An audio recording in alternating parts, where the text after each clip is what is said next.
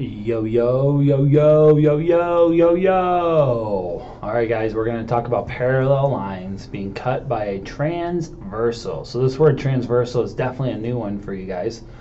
We should know what parallel lines are, but transversal, totally new. So what we're going to do is there's a lot of vocabulary, and we're going to refer to these terms throughout this entire video. And this is an example right here that I want to keep coming back to. So these right here are two parallel lines. We know they're parallel because they have this indicator right here. See how there's like these arrows? Those arrows, because this line and this line have arrows like that, that means that this line is parallel to this line, and they look parallel. Well, whenever you have a form of parallel lines, I'll draw another, those are parallel lines. Whenever you have two parallel lines, whenever they're both being crossed by another line, it doesn't matter what direction that other line's going, that other line is a transversal. So this red line right here, this would be a transversal because it's going across these two parallel lines. This line right here is also a transversal because it's going across these two parallel lines. So the transversal is just the line that's going across the parallel lines.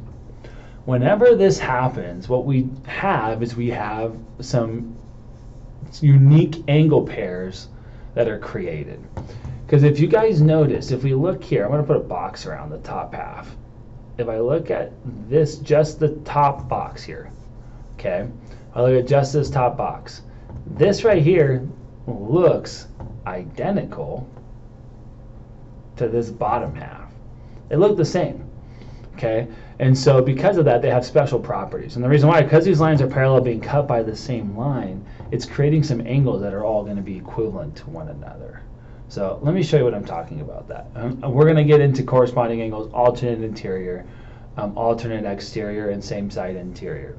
But, well, I guess let's talk about it while I'm on this slide. So the word alternate is talking about opposite sides of the transversal.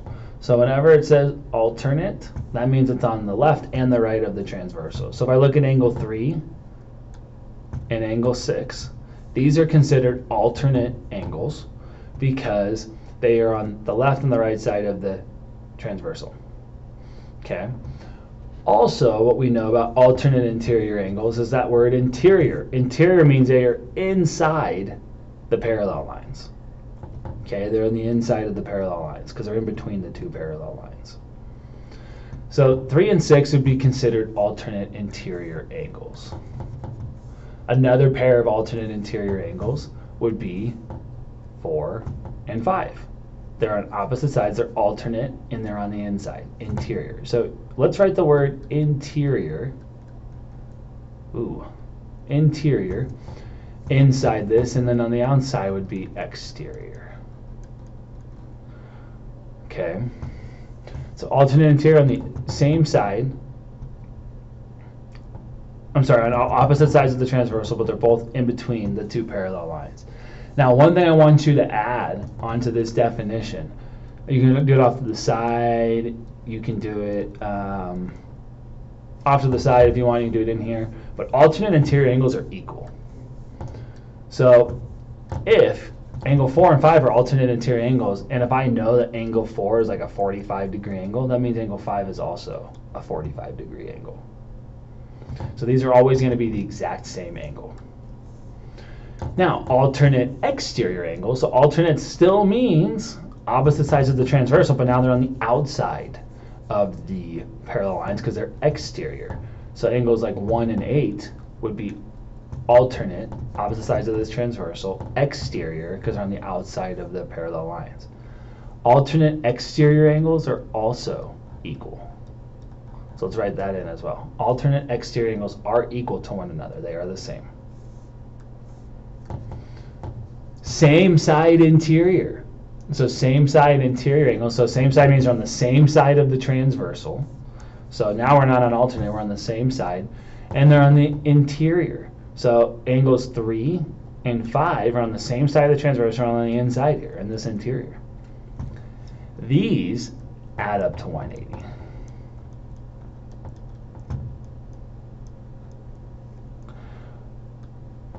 Another, and something that the definition of adding up to 180 is they are supplementary. So if two angles add up to 180 degrees, they are supplementary angles.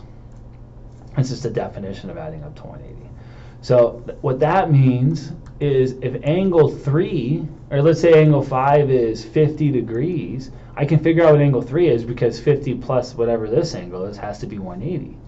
So I can do 180 minus 50, and that's 130. So that means this has to be 130 degrees.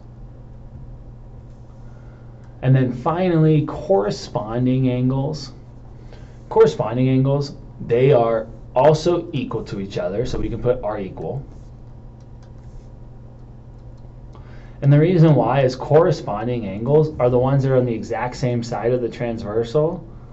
Like if we look here, remember I put that box around it? If I put a box around these 4 right here, these 4 angles are the exact same 4 angles as these 4 angles. So 5 and 1 are both in the top left corner. That means they're corresponding. If I circled 4, the bottom right corner, 4 is corresponding with 8 because that's also in the bottom right corner. So that means those are the same angle. 2 is corresponding with 6 because they're both in the top right. And then 3 is corresponding with 7 because they're both in the bottom left. Okay. So we're going to use those, and if you have to keep going back, go back. But we're going to use those to solve these problems. So we want to find the measure of angle 2 when the measure of angle 7 is 125. So if I look at angle 7, this is 125 degrees. I'm looking for the measure of angle 2 all the way up here. Well, if I look at 7 and 2, I want to figure out what relationship do these two angles have. Well, they're alternate. They're on opposite sides of the transversal, and they're exterior angles. They're on the outside. So they're alternate exterior. And what we know about alternate exterior angles, if they're equal to each other. Well, so if this is 125, that means this is 125. So the measure of angle 2 equals 125 degrees. So that's what that means in case we forgot. This M means measure, and this is angle 2. Okay, so the measure of angle 2 is 125 degrees. For B, for part B here, so we're looking for the measure of angle VWZ. So I'm going to draw with my pencil V to W to Z. So I'm looking for the measure of this angle right here. Okay, well, so I got to figure out what information do I have. Well, I have this angle, and I know that this is 3x. Okay, well, that doesn't give me an angle measurement. I have the x there. It gets a little confusing. Okay, but that's okay.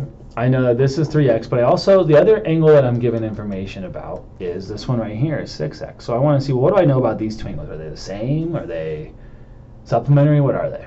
Well, these are same side. They're on the same side of that transversal, and they're on the inside, interior. Well, same side interior add up to 180. So if I take this angle and I add it up with this angle, it should add up to 180. So that's 6x plus 3x equals 180. That's a plus sign. So 6x plus 3x equals 180. Well, that's 9x equals 180. If I divide it by 9, now I can solve for x. I get x equals 20. That tells me what x is, but that does not tell me what the angle is. Because if I notice, the angle it's asking me about is this one with 3x here. Well, this is 3 times whatever x is. Well, x is 20, so 3 times 20 is 60. So this is a 60-degree angle. So the answer is 60 degrees. Okay. So looking at number 1, what we first want to do is we're going to look for a pair of corresponding angles. And that's going to be with UVY. So if I look at angle UVY, that's this angle right here. So I'm looking for what angle is corresponding with UV and Y.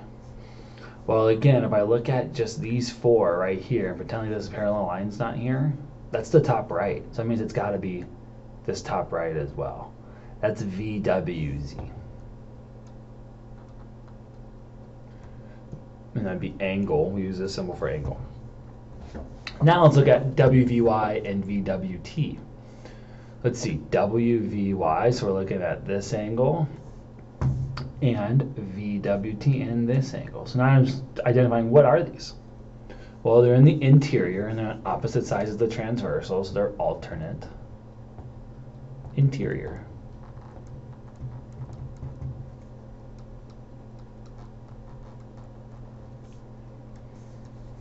Erase this for the next ones. If I wanted to now what I can do is I want to find the measure of angle SVW. So I'm looking for the measure of this angle. Well, I need to look at what I know. I know that this is 5x, this is 4x. These are same side interiors. So that means these are add up to 180. So I know 4x plus 5x equals 180. 9x equals 180. X equals 20. Well, if x equals 20, I can plug that in. 4 times 20. So the measure of that angle is 80, because 4 times 20 is 80. If that's 80, that means this has to be 100. Because 80 plus 100 is 180. One thing that's cool, now that I know that those are 80 and 100, so let's go back. I know that this is 80. I know that this is 100. Well, another thing I know is that corresponding angles are the same. Well, this one's corresponding up here, so that means this has to be 100, and this one's corresponding down here. This has to be 80. I also know alternate exterior are equal, so this has to be 100, and this also has to be 80. And then alternate interior are equal, so this has to be 100, and this has to be 80. If you notice, they form the same pattern: 180, 180, 180, 180. And that pattern is going to be the same every single time. So once you figure out one angle, you can actually figure out all of the angles.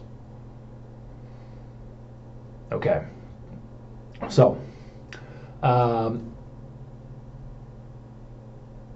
let's look at number 11 here. So find the measure of angle B. So I'm looking for the measure of this angle right here.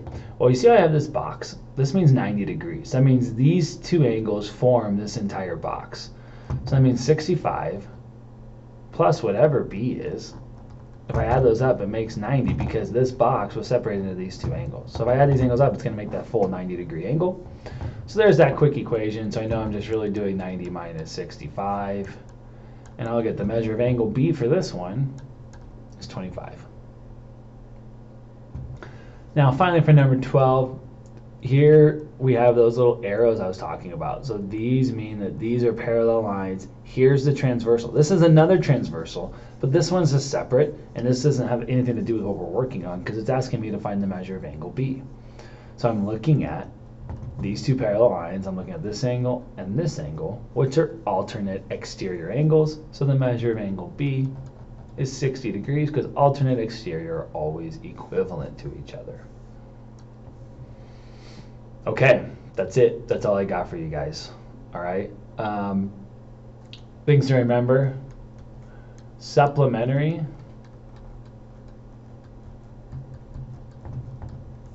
angles add up to 180 degrees. So supplementary angles add up to 180 degrees. Okay, guys, that's it. Make sure you get the independent practice done. That's all I got for you. Thanks for watching. Good to see us out.